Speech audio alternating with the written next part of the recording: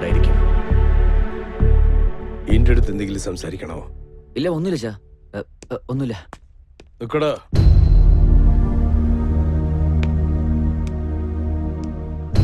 ഞാൻ ഇതുവരെ എന്റെ കുട്ടികളെ സ്നേഹത്തോടെ വളർത്തിന്ന വിചാരിച്ച്. എന്റെ വിശ്വാസം ശരിയാണെങ്കിൽ നീ പറയാൻ വന്നത് പറയാതെ പോവില്ല. ഇല്ല, അങ്ങനൊന്നുമില്ല ചാ. ഞാൻ നിങ്ങളുടെ അടുത്ത് സംസാരിക്കുമെന്ന കാര്യം. പ്രേമിച്ചായിരുന്നോ? പ്രേമിച്ചായിരുന്നോ?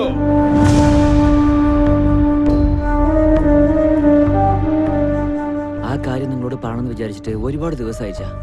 എന്താടാ നീ എന്താടാ പറഞ്ഞേ? പ്രേമം, പ്രേമം. എന്റെ കുടുംബം അതിൽ വീഴാൻ പാടില്ലെന്ന് ഞാൻ കുറെ ശ്രമിച്ചിരുന്നു. പക, ആ പ്രേമം എന്നെ പക വീട്ടുന്നു.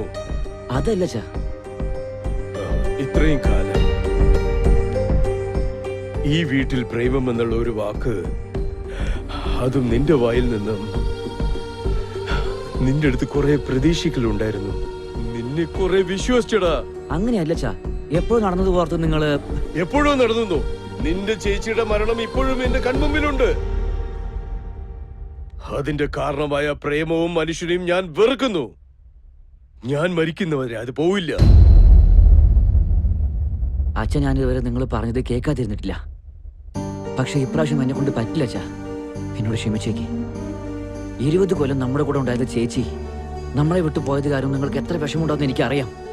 പക്ഷെ നിങ്ങൾക്ക് ആർക്കും അറിയാത്ത ഒരു കാര്യമുണ്ട്, ഞാൻ പറയട്ടെ. പാവാണ് കേശവ് സാർ. 20 ദിവസം പ്രേമിച്ച ചേച്ചി മരിച്ചു പോയത് കാരണം ഇപ്പോഴും അദ്ദേഹം ചേച്ചിയുടെ ഓർമ്മയിലാണ് ജീവിച്ചുകൊണ്ടിരിക്കുന്നത്. എല്ലാം ഉണ്ടായിട്ടും അദ്ദേഹം ഒരു ശവത്തെ പോലെയാണ് ജീവിക്കുന്നത്. അതിനെന്താ കാരണം എന്ന് അറിയോ അച്ഛാ? നിങ്ങൾ വെറുക്കുന്ന ആ പ്രേമം എന്ന 3 അക്ഷരമാണ്. എന്ന് വെച്ചാ ഈ ലോകത്തിലെ പ്രേമം മാത്രമേ ശരിയെന്ന് നീ പറയുന്നു? അത് കാണുന്ന ആളുകളുടെ മനസ്സാണ് ചാ. പക്ഷെ ചെറുപ്രായത്തിൽ നിങ്ങൾ പറഞ്ഞിട്ടില്ലേ, തീരത്ത് നിൽക്കുന്ന ആൾക്ക് നദിയുടെ ആഴം എന്താണെന്ന് അറിയില്ലാന്ന്. അതേ നദിയിൽ നിൽക്കുന്ന ഒരാൾക്ക് ആഴം മാത്രമല്ല തീരവും അറിയില്ല ചാ. കണ്ടോ ലക്ഷ്മി, നിന്റെ മകൻ ഇത്രയും നന്നായിട്ട് സംസാരിക്കാൻ പറ്റുന്ന ഇപ്പോഴാണ് എനിക്ക് മനസ്സിലായത്. ഞാൻ ഇപ്പോഴും ശരിയാണെന്ന് നന്നായിട്ട് മനസ്സിലാകുന്ന പോലെ പറഞ്ഞു. ഞാൻ വേണോ ആ പെണ്ണ് വേണോ എന്ന് തീരുമാനിക്കുമെന്ന് പറയുന്ന അത്ര ഞാൻ വൃത്തികെട്ടവനല്ല. ജനിപ്പിച്ച തന്ത. പക്ഷെ ആഴ്ച അറിഞ്ഞതിന് ശേഷം കരയിൽ കയറാൻ പ്രേമം നദിയല്ലടാ, കടലാണ്. ആ കടലിനെ ജയിക്കുന്ന ശക്തി എന്റെ പ്രേമത്തിനുണ്ടച്ചാ. അതാദ്യം മനസ്സിലാക്കും.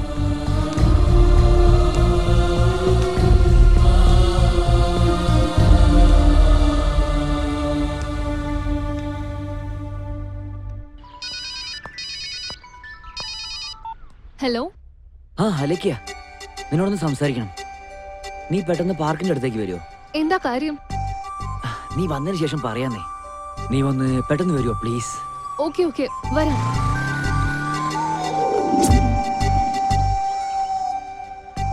എന്താ ശിവ, പെട്ടെന്ന് കാണുന്നു പറഞ്ഞു?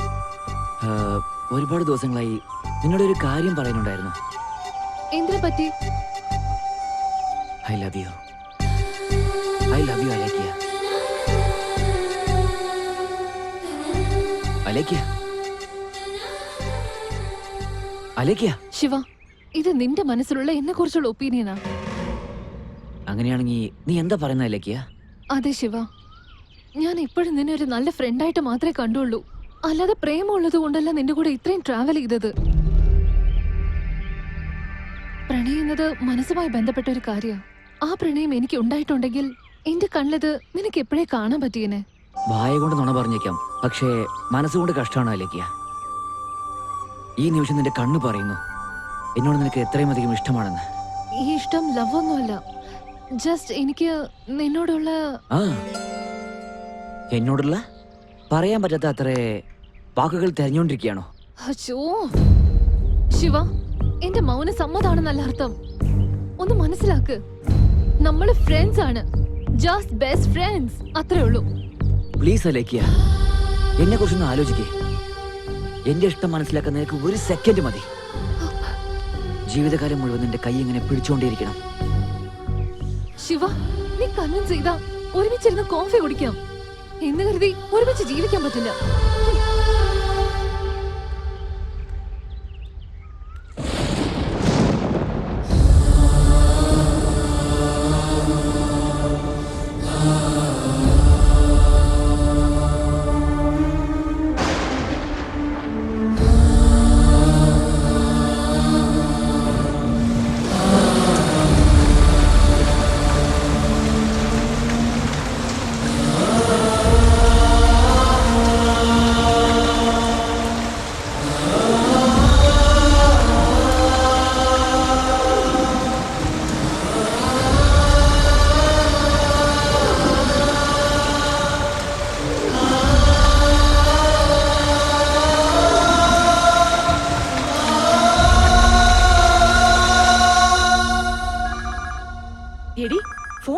എടുത്തൂടെ?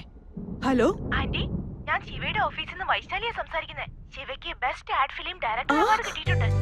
ഇതറിയിക്കാൻ ശിവയെ വിളിച്ചിട്ട് കിട്ടുന്നില്ല. ശിവ വന്നാൽ ഇക്കാര്യം പറയണേ ആന്റി. തീർച്ചയായും പറയാം. വളരെ സന്തോഷമുണ്ട്. ശിവ, ശിവ, നിന്റെ ആഗ്രഹം നിറവേറി മോനെ.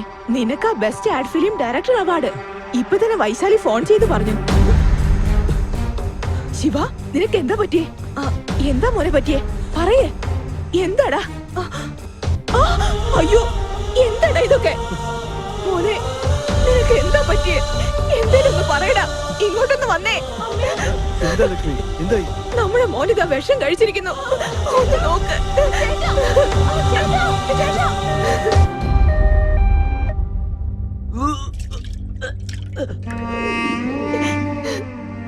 എന്താ ചെയ്യാ? അവനൊന്നും ആകില്ല ലക്ഷ്മി, ധൈര്യമായിട്ടിരിക്കുക. ചേട്ടനൊന്നും സംഭവിക്കില്ലല്ലോ അച്ഛാ. അവനൊന്നും സംഭവിക്കില്ല മോളെ.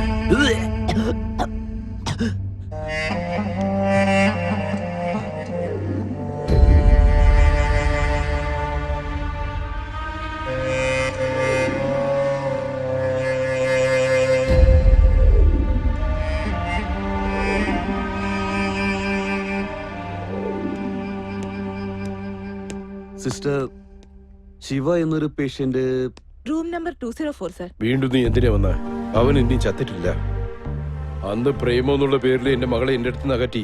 ഇന്ന് അതേ പ്രേമം കൊണ്ട് അവന്റെ ജീവിതം തന്നെ തൊലച്ചി. ഇപ്പൊ നിനക്ക് സന്തോഷായില്ലേ? എന്താ മോളെ ഇത്? സർ, ഇങ്ങനെ ഉണ്ടാവുമെന്ന് ഞാൻ ഒരിക്കലും പ്രതീക്ഷിച്ചതല്ല. നോക്കുമോളെ, നിന്റെ പ്രേമത്തിന് വേണ്ടി ഈ നിലയിലിരിക്കുന്ന എന്റെ മകൻ ഭാഗ്യവാനാണോ അഭാഗ്യവാനാണോ എന്ന് എനിക്കറിയില്ല. പക്ഷെ അവന്റെ സ്നേഹം വിലയില്ലാതെ ആക്കിയ നീ അഭാഗ്യവതിയാണ്. ഇതൊക്കെ അവള് കാരണം ഉണ്ടായത്. നിന്നെ കാണുമ്പോൾ ഐ ലവ് യു എന്ന് പറയും. ലവ് യു ടു എന്ന് നീ പറഞ്ഞാൽ നിന്റെ മനസ്സിൽ ഈ സംശയം എപ്പോഴും ഉണ്ടാവും. അപ്പോ ഞാൻ എന്താ ചെയ്യേണ്ടത്? നോ എന്ന് പറയും. അത്രേ ഷോക്കൊന്നും വേണ്ട. ഞാൻ നോ പറയാൻ പറഞ്ഞത് ഇന്ന് ഒരു ദിവസം മാത്രമാണ്. നീ നോ എന്ന് പറഞ്ഞാൽ കൂടി ഐ ലവ് യു എന്നൊക്കെ പറഞ്ഞ് നിന്റെ പുറകിൽ വന്നാൽ അത് ജെനുവിൻ ലവ് ആണ്. അതല്ലെങ്കിൽ ആ സ്റ്റെപ്പിനിയുടെ അടുത്തേക്ക് പോയാ അതെ, ആ വൈഷുവിന്റെ കാര്യ. നിന്റെ സംശയവും മാറി കിട്ടും, അവന്റെ പ്രേമത്തിന്റെ സത്യവും അറിയാം. അവള് പറയുന്ന കേട്ട് ഞാൻ തെറ്റെയ്തു പോയി. ഞാൻ ശിവയെ സ്നേഹിച്ചിരുന്നു. എനിക്ക് ശിവ എന്ന് വെച്ച ജീവനാണ്. നോക്കേ, പ്രണയിക്കുന്ന തെറ്റല്ല. അവനെ നന്നായിട്ട് മനസ്സിലാക്കാൻ നീ ആദ്യം ശ്രമിക്കേ. എത്രമാത്രം പെൺകുട്ടികൾ അവന്റെ പുറകെ നടന്നെന്നറിയോ? പക്ഷെ അവന് ആരടുത്തും അങ്ങനെ തോന്നിയിട്ടില്ല. നിന്നെ കണ്ടത് മുതലാണ് അവന് ഒരു വട്ട് പിടിച്ചത് പോലെയാ. തെറ്റ് നിന്റേത് മാത്രമല്ല മോളെ. ഇന്നത്തെ കാലത്ത് പ്രണയം എന്ന പേരിൽ തെറ്റുകൾ കാണിച്ചു കൂട്ടുന്ന ജനറേഷന്റെ കുഴപ്പമാണിത്. ഈ ജനറേഷനെ കാണുമ്പോൾ ശരിക്കും ഭയമാകുന്നു. നിസ്സാരമായ കാരണങ്ങൾക്ക് വേണ്ടിയിട്ട് അവർ വേർപിരിയുന്നു. പ്രണയം എന്നാൽ വിശ്വാസമാണ്. വിശ്വാസമില്ലാത്ത പ്രണയം ഒരിക്കലും നിലനിൽക്കില്ല. ഒരു കാലത്ത് പ്രണയത്തിന് മുതിർന്നവരും ബന്ധുക്കളും ഒക്കെ എതിരായിരുന്നു. ഇപ്പോൾ നടക്കുന്ന പ്രണയത്തിന് പ്രണയിക്കുന്നവർ തന്നെയാണ് എതിര്. ആദ്യം നിങ്ങളുടേത് പ്രണയമാണോ ആകർഷണമാണോ എന്ന് മനസ്സിലാക്കുക. അതിനുശേഷം നിങ്ങൾ പ്രണയിക്കുക. അവർക്ക് ബോധം വന്നിട്ടുണ്ട്. എന്തായാലും നിങ്ങൾക്ക് പോയി കാണാം.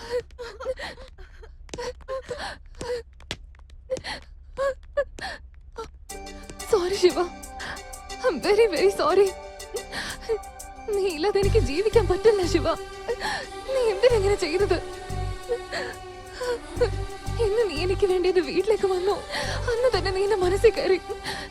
നിന്റെ കൂടെ ഉണ്ടായിരുന്ന ഓരോ നിമിഷവും വീണ്ടും വീണ്ടും ഉണ്ടായിരുന്നെങ്കിലെന്ന് ആലോചിക്കാറുണ്ട്.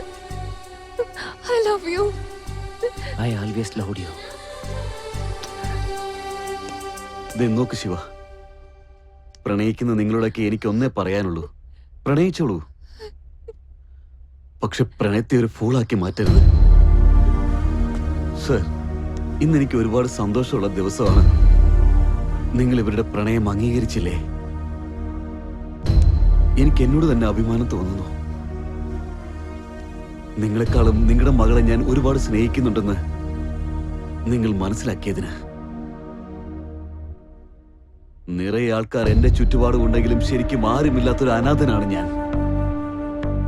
എനിക്കിപ്പോ ആകെയുള്ളത് എന്റെ മഹി മാത്രമാണ്. അവസാന സമയത്ത് അവളെ ഒരു നോക്കൊന്ന് കാണാൻ പോലും എന്നെ അനുവദിച്ചില്ല. ഇതിനെന്ത് സമാധാനം പറയും? സർ, മഹിയുടെ ഫോട്ടോ നിങ്ങളുടെ വീട്ടിലെ ചുവരിൽ മാത്രമാണ് ഉള്ളത്. പക്ഷെ എന്റെ നെഞ്ചിനുള്ളിലാണ് അവളുള്ളത്. സിനിമക്കാരൻ പ്രണയിക്കുന്നത് ഒരു തെറ്റാണോ? ഞങ്ങള് മുഖത്താണ് ചായം പൂശുന്നത്, പക്ഷെ മനസ്സിന്റെ മേൽ ഒരിക്കലും ചായം പൂശാറില്ല. ഞങ്ങൾക്കും ഫീലിങ്സ് ഒക്കെ ഉണ്ട്. ഇതെല്ലാം അന്ന് നിങ്ങളോട് പറയണമെന്നുണ്ടായിരുന്നു, പക്ഷെ നിങ്ങൾ എനിക്ക് അവസരം തന്നില്ല. സർ, ഇനി ഒരിക്കലും ജീവിതത്തിൽ ഞാൻ നിങ്ങളെ ഡിസ്റ്റർബ് ചെയ്യില്ല.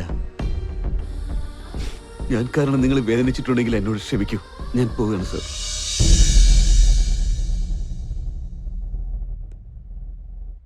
ഇത്രയും കാലം ഞാൻ അച്ഛനുള്ള അഹങ്കാരത്തിൽ ഞാനൊരു മനുഷ്യൻ എന്ന കാര്യം പോലും മറന്നുപോയി. കോടിക്കണക്കായ മനുഷ്യന്റെ മനസ്സിലുള്ള നീ എന്റെ മകൾക്ക് നിന്റെ മനസ്സിൽ സ്ഥാനമില്ലെന്ന് പറഞ്ഞു. ഇപ്പോഴും എന്റെ മകൾ നിന്റെ നെഞ്ചിൽ തന്നെ ഉണ്ട്. നീ ഞങ്ങളുടെ കൂടെ ഉണ്ടെങ്കിൽ ഞങ്ങളുടെ മകൾ ഞങ്ങളുടെ കൂടെ ഉള്ളതുപോലെയാണ്. ഞങ്ങളുടെ കൂടെ ഉണ്ടാവൂ. ഞങ്ങളോടൊപ്പം താമസിച്ചൂടെ? Please Keshava, please. സാർ, അതല്ല സാർ. എന്തേ കല്യാണം കഴിഞ്ഞല്ലോ, ഇനി എത്ര സമയം? സദ്യക്ക് സമയമായില്ലേ? ഇത് വാച്ചല്ല, ഇത് കല്യാണ മണ്ഡപവുമല്ല. ഏതെങ്കിലും കുട്ടികൾ മുതിർന്നുവോ? അത് നല്ല കാര്യല്ലേ? സാറിന്റെ ഓർമ്മ കിട്ടാൻ വേണ്ടി ഞങ്ങൾ പ്രാർത്ഥിക്കുന്നുണ്ട്. ആരാടാ നീ? ഈ ലോകത്തിൽ ഇത്തിരി വൃത്തികെട്ട ഒരു മനുഷ്യനെ വന്നിരിക്കുന്ന പോടാ. നമസ്കാരം. നമസ്കാരം. എനിക്ക് വലിയൊരു ഓർമ്മക്കുറവ് പ്രശ്നമാണ്. എപ്പോഴായിരുന്നു? എന്താ എപ്പോഴും തൊട്ടാ ചോദിക്കുന്നത്? നഴ്സല്ല, ഡോക്ടറാണ്. തലയ്ക്ക് പോലാത്ത തന്നെ.